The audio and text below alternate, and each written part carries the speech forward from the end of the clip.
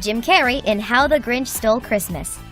Jim Carrey nabbed the role of the Grinch after making it through an audition process that included earning the approval of Dr. Seuss's widow.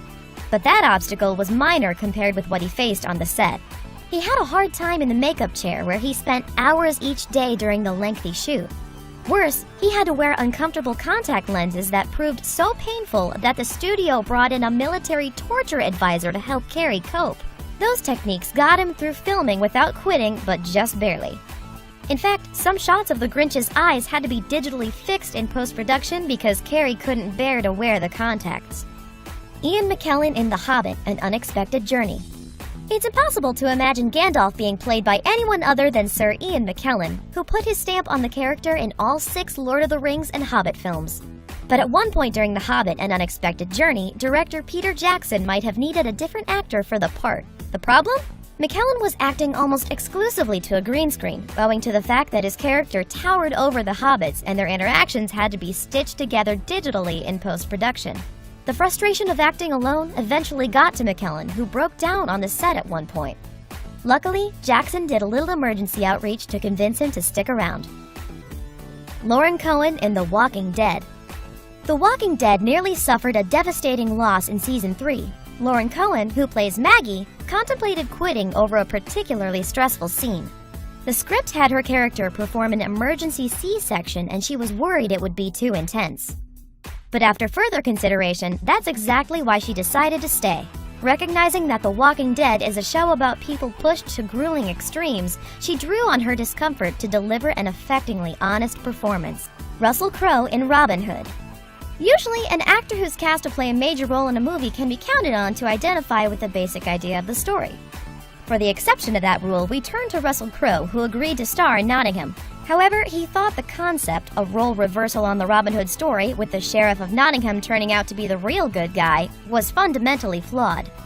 Demanding a complete overhaul of the script, Crowe ended up costing the studio millions in extra development, and the result was the retitled Robin Hood, one of 2010's most critically lambasted major releases.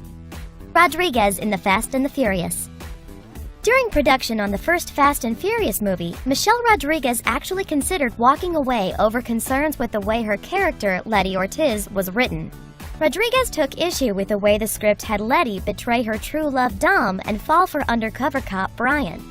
The actress said the betrayal made no sense for a woman who'd prefer an alpha male to a pretty boy. Refusing to betray her vision of the character, Rodriguez put her foot down, telling producers she'd quit the movie if she had to. Fortunately for fans, the storyline was tweaked to Rodriguez's liking, and the rest is blockbuster history. Emma Watson in Harry Potter and the Order of the Phoenix. For a lot of actors, scoring a regular role in a successful franchise can be the difference between financial security and decades of struggle. While Emma Watson definitely enjoyed the career opportunities from her part in the Harry Potter films, she gave some serious thought to quitting.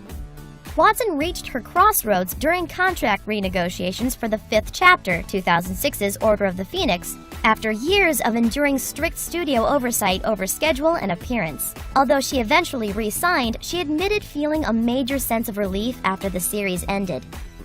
Brad Pitt in Interview with the Vampire. Interview with a Vampire united Tom Cruise and Brad Pitt in an adaptation of the best-selling Anne Rice novel of the same name. But being part of 1994's most eagerly anticipated Beefcake Summit wasn't all it was cracked up to be for Pitt. Years after the movie came and went, Pitt admitted he was so miserable during filming that he actually approached producer David Geffen about buying out his contract, only to reconsider after Geffen informed him it'd cost $40 million.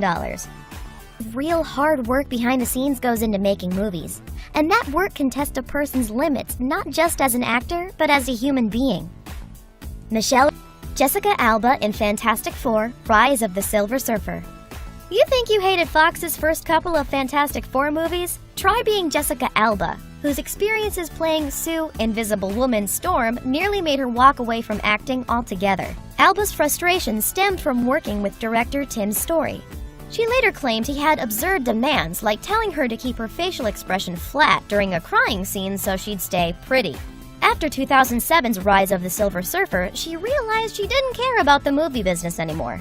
But things have still worked out pretty well for her. She went on to co-found The Honest Company, currently valued around $2 billion. Al Pacino in The Godfather. Al Pacino earned a Best Supporting Actor Oscar nomination for his work as Michael Corleone in The Godfather, and a Best Actor nomination for the sequel. So it's laughable to think studio execs initially wanted him removed from the role. Yet according to Pacino, that's exactly what happened. He felt the resistance so acutely, in fact, that he later claimed he would have walked off the set if director Francis Ford Coppola hadn't been so supportive during those early days on the Godfather shoot. Thanks for watching! Subscribe to our YouTube channel to see more videos like the one